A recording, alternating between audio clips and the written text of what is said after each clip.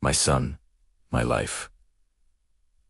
My name is Edward. I am an old man now. I am 83 years old. My hairs are white, my body is weak, my steps are slow. I remember my past days well. They have taught me many lessons. I live in a big house in a small town. My house is very quiet today. I sit on my chair and stare at the wall. My heart feels heavy like a stone. I want to tell you a story about great pain. It is about my son. His name was Lucas. I loved him more than my own life. But my son left me 13 years ago. It was the worst day of my life. My world stopped on that day. We went to the city park. It was a beautiful Sunday morning. The sun was hot and bright. Many people were in the park. Children were shouting and playing games. Lucas was 8 years old. He was full of joy, laughing loudly. He held my hand very tight. We walked near the tall trees. I saw a man selling toys. I wanted to buy a toy for Lucas. I took money from my pocket. I let go of Lucas's hand for only 1 second. Just 1 small second. I paid the man for the toy. I turned around to give it to Lucas. But Lucas was gone. He was not there. I looked at the ground. I looked at the trees. The place felt suddenly empty. My heart began to beat fast. I called his name. I shouted, "Lucas, where are you? Please come to Papa." People stared at me with surprise. I ran to the left. I ran to the right. I asked many people about a small boy. No one saw him. Then the police came quickly.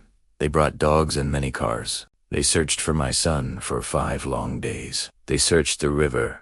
They searched the forest. They found nothing. After 5 days, a police officer came to my house. His face looked sad. He said, "I am sorry, Edward. We cannot find him. Someone took your son."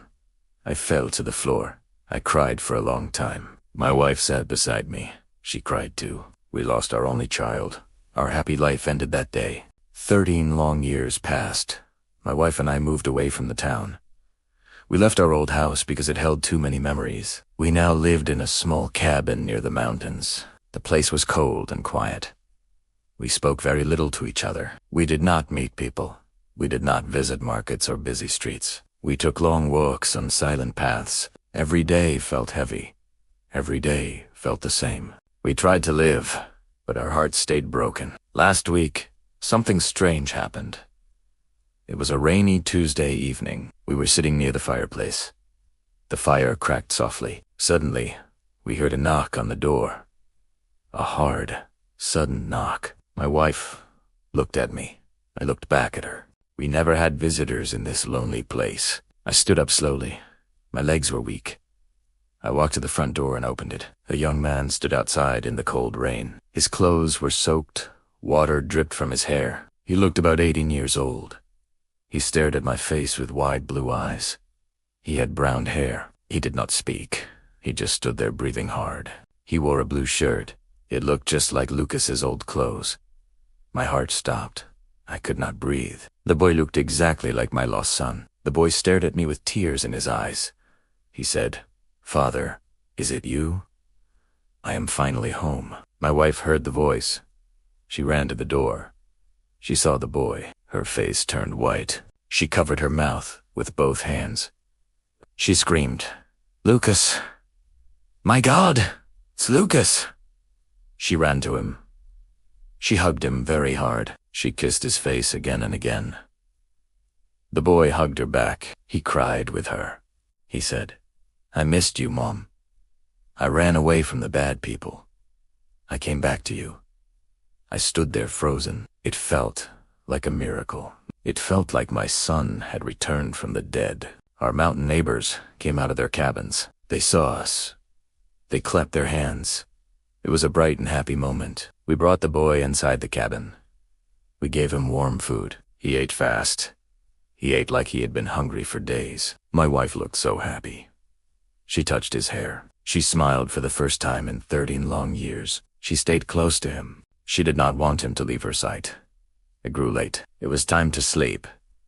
We prepared Lucas's old room. We kept it clean all these years.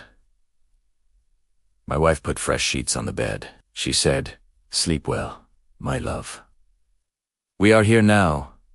The boy smiled. He walked into the room. I stood by the door. I watched him. Something started to bother me. The real Lucas was terrified of the dark. He had a deep fear. He screamed if the lights were off. He needed a lamp every night. I wanted to test this boy. I needed to know the truth. I walked to the switch. I turned off the light. The room became dark. Deep, cold, darkness, pitch black. I waited for a scream. I waited for him to call me. But nothing happened. The boy did not move. He stayed calm, silent, still. I closed the door slowly. I stood in the hallway. My blood felt cold inside me. At that moment, I knew the truth. This boy was not scared. This boy was not Lucas. He was a liar. He was a stranger. He only pretended to be my son. I understood everything. We lived in a small town before we moved here. Everyone knew our story. Everyone talked about lost Lucas. This boy was poor, Ayad Noome. He walked through our old streets. He heard the neighbors talk. He heard about the missing boy. He heard about the blue eyes. He used our pain. He used our hope. He used our story to find a warm, safe house. Thank you for joining me today. If you enjoyed this story, please subscribe, like, and share. More stories are coming soon, and you are always welcome here.